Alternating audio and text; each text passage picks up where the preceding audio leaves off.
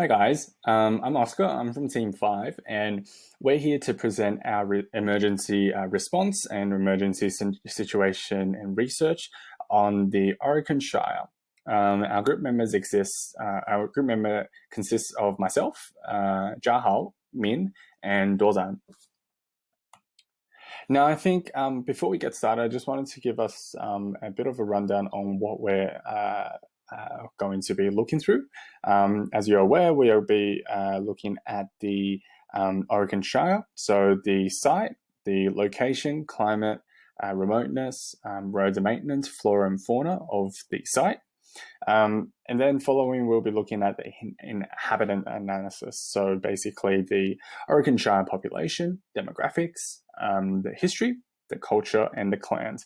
And then once we've looked at our research and analysis, we'll be then looking at our emergency scenario, which is on the secondary research. So introduction to the emergency, the root causes, and also the precedents. So just to bring everyone up to speed to the Aurukun Shire, it is located on the far north side of Queensland, which will give you a better understanding of where it is in 1 second. But in general, the Shire is a remote, misinformed, culturally intact, continuously violent, and stuck in the middle of politics and business. The Wik and Wik-Wai and Kugu people are the traditional owners of a large area in the Western Cape York region. With an extreme condition comes extreme challenges. So we'll be discussing that through our climates. We also look at the area's unique history, which has shaped its people, land rights, and current affairs. We also have a particular keen eye on the living conditions as we analyze the emergency situation of overcrowding. The site. So Aurukun is, much like most of Australia, is next to the most of population within Australia next to the sea, and is 9.73 centimeters above sea level. An interesting fact about it is that it's a key mining area, and with a very large amount of bauxite around the Shire. 400 of the 1,200 people within Aurukun is actually titled to more than $120 million worth of assets given as royalties from the mining company Rio Tinto. This was a deed signed in 2001. And now I hand it over to Duoran to discuss about the further site analysis. Thanks, Oscar. Next, we will talk about the location of the Aurukun community.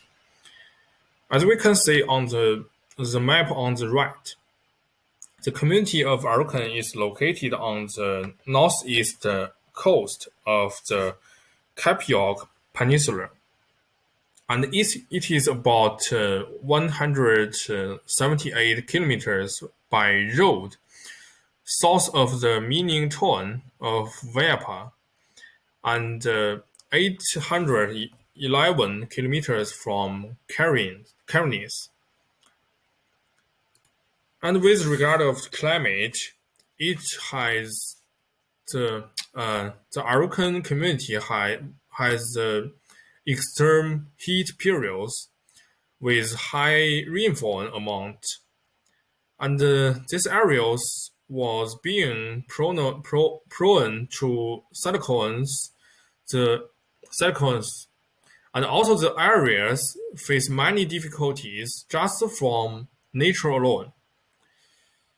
And the average maximum temperature is 30.3 degree centigrade, and the average minimum is 21.8.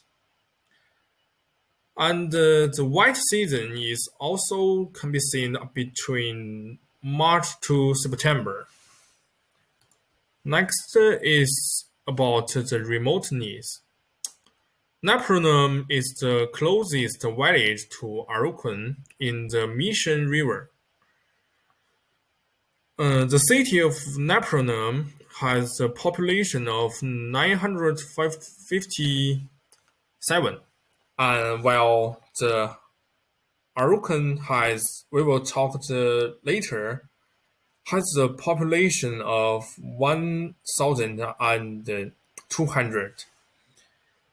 There is only one airport in the Aurukun community, and the airport was barely caters for commercial flight.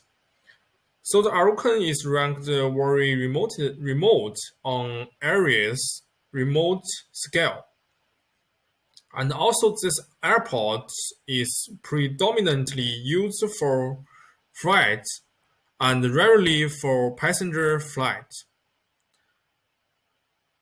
And as we can see on the map, there was only one road in and out of Aurukun, and the road we will talk in the next slide. Next, the road and maintenance. Significant road works has been undertaken within the Aurukun Shire in the last 10 years, both within the township itself and Aurukun Access Road, which we talked in the last slide.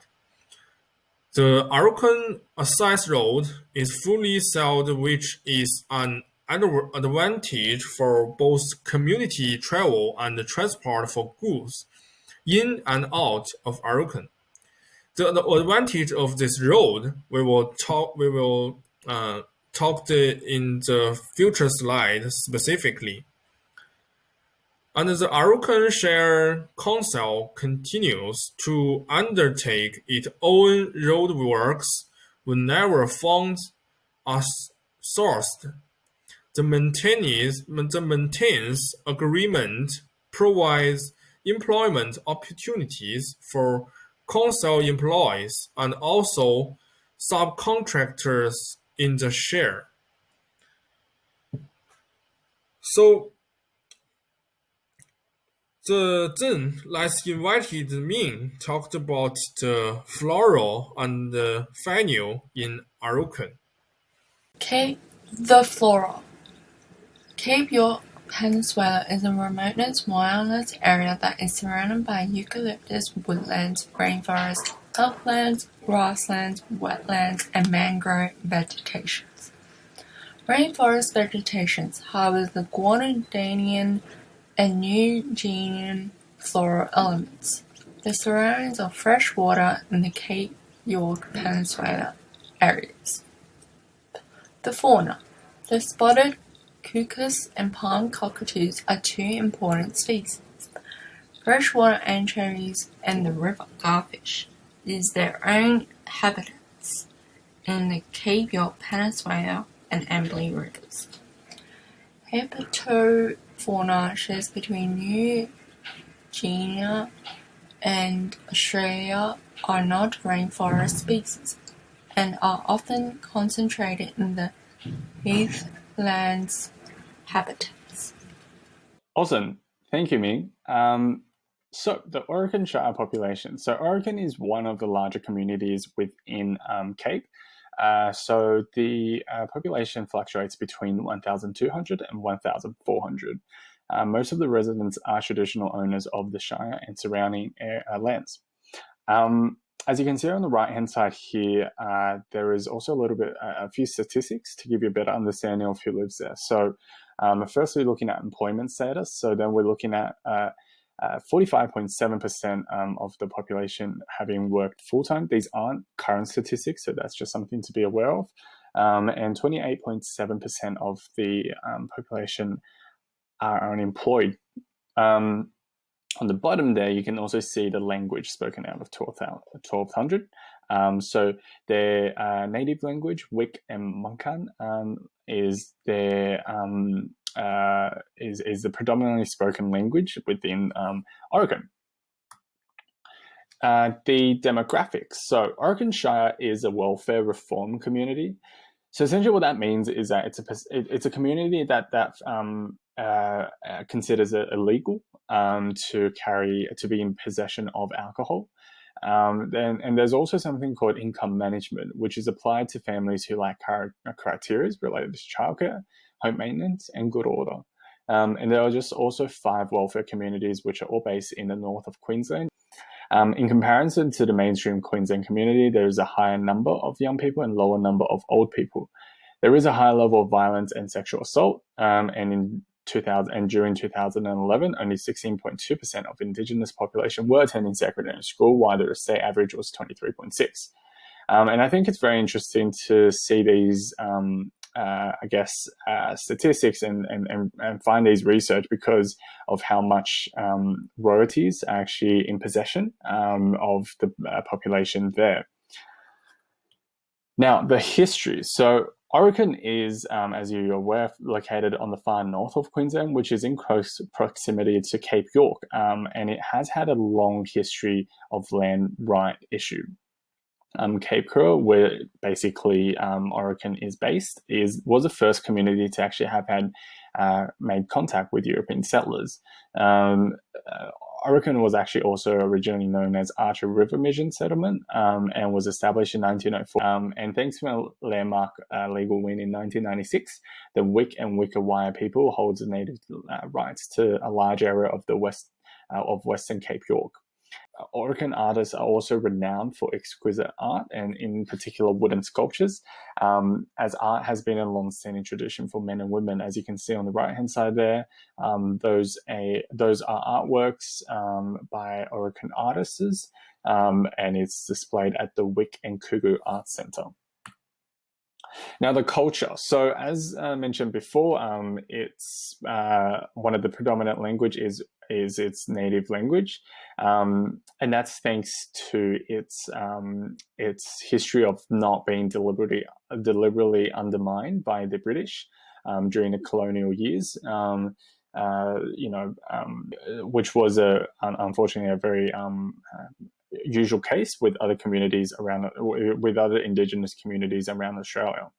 So I think one of the interesting or unique cultural ceremony or culture that's been left behind is the house opening ceremony, which is basically a celebration to invite the deceased to move on peacefully so that new homeowners can move into the house. So previously, once someone dies within a residence, in the Wik culture, in Wik people's culture, people can't live there anymore. But with, I guess, the Western ideology of permanent housing, it's not cost efficient anymore. So from permanent, it has changed to 3 months with a house opening ceremony to follow. And if anyone's interested, there is a YouTube link there to see what the house opening ceremony actually looks like. The clans. So according to the Queensland government, there are 5 recognised groups within the Aurukun community. They are the Aplek, the Winkerman, Winkenam, Wanam, Cha, and Puch. And I hand over to Min to discuss our emergency scenario. Our emergency scenario: overcrowding. In 2006, over 60% of Indigenous households in the Aurukun experienced overcrowding, twice the rate of the average Indigenous household in the Cape York area. Heavy rainfall during half of the year creates a unique challenge for housing creation. Stubborn violence is present in the community. While this might be an issue, houses with recently deceased people are to be left vacant for 3 months and only allowed to be lived in once an opening house ceremony is conducted. Kinship and family values, living costs, education, and violence. Solutions: between 2009 and 2010, 10 new dwellings and 18 refurbished housing was proposed for construction in Aurukun. Proposals for new dwellings and refurbishments activity were undertaken by the state government in 2010. So what's been done? Solutions. Key points from global solutions. Emergency housing criteria. Needs to be easily stored and accessible to the world.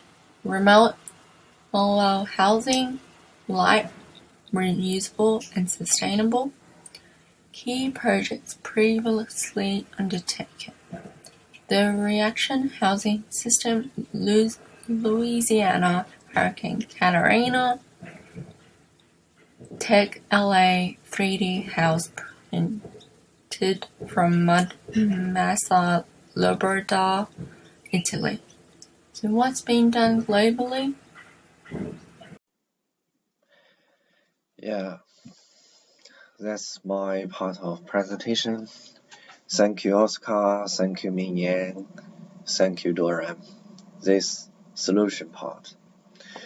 As early as 2015, the Aurukun Shire Council put forward a document of community issues, access to secure housing, utilities, healthcare, education, or employment as core issues related to the Aurukun community.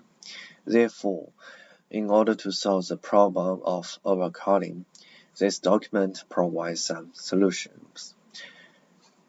We can see the picture, that is, work with state government to plan additional housing, continue to create subdivision, open new land for housing, develop local skills in carpentry, electrical, and plumbing.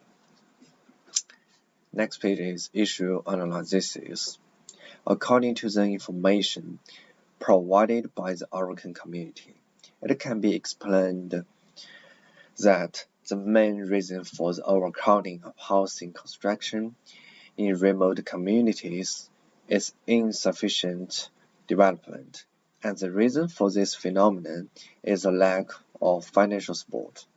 Therefore, this is the reason for the need for government help mentioned in the 2015 document. Many Aurukun residents have little opportunities to move away from the area. Many lack recognized education or training, and to do so would also deprive them of their family and clan support, include lack of financial support, low level of land area development, lack of maintenance workers, no professional skilled personnel, conservative culture, and the last one is comprehensive reasons lead to overcrowding.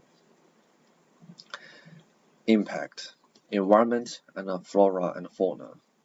The biodiversity of being highly impacted on the change of climate, of being very wetland, and extreme heat conditions. Flora and fauna are lacking for most from the freshwater systems, preventing wet season flushes, which in turn affect with flora and fauna, affecting geomorphic processes which maintain the watercourse habitat, and water quality, turbidity, oxygen content, temperature, and nutrient runoff. Damming would permanently flood riparian vegetation adjacent to the watercourse. Next one, housing is referred to physical structures of having shelter. This issue having the fundamental needs from the elements and needs for privacy, include health and mental well-being. According to ABS, Australians said that having a house or home is providing the shelter elements that include privacy, socialize, entertainment, safe place, care for families and friends, a place to relax and eat. Last one is wealth. The part of mental well-being by analyzing the impact in the environment, especially with COVID-19 situation right now, include the negative effects of housing quality and affordability, social isolation, depression, and anxiety. Yes, in light of these overcrowding and housing issues, for Aurukun community is a very important issue should be solved. Awesome, thanks so much, Jiahao and Min. So I think just to wrap things up on the presentation, I wanted to quickly go through the solutions of from an academic point of view. And this article, Housing and Overcrowding in Remote Indigenous Communities, gives us a really good highlight as to what we should be considering when we are coming up with solutions. So first point is adapting a long-term holistic development approach that is flexible, acknowledging the difficult social and cultural environment Indigenous people live in, and working together across government agencies and levels, adopting a holistic coordinated approach, supporting Indigenous people and communities to lead and to participate in designing and implementing policies, which is a very important part and fundamental to, I guess, the success of these initiatives. And also enhancing the communications across different languages, worldviews, to help with demystifying some of the, I guess, stigmas against from both sides, really. And that's it for our presentation. This is our reference list, and yeah, I hope you guys enjoyed it.